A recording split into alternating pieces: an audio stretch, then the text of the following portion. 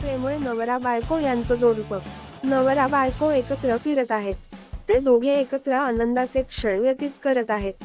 परंतु काही कारणास्तव दोघांचे भांडण सुरू झाले. मोठे भांडण.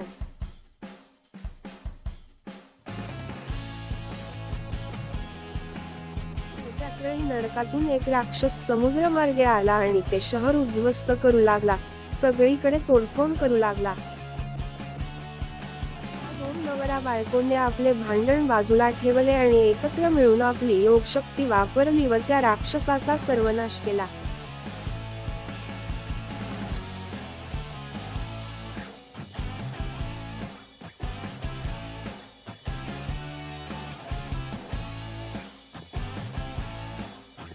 दोन प्रेमळ नवरा आणि बायकोची जोडी फारच कमालीची आहे. दोघांनी त्या राक्षसाला धूळ चारली आणि शहराचे रक्षण केले.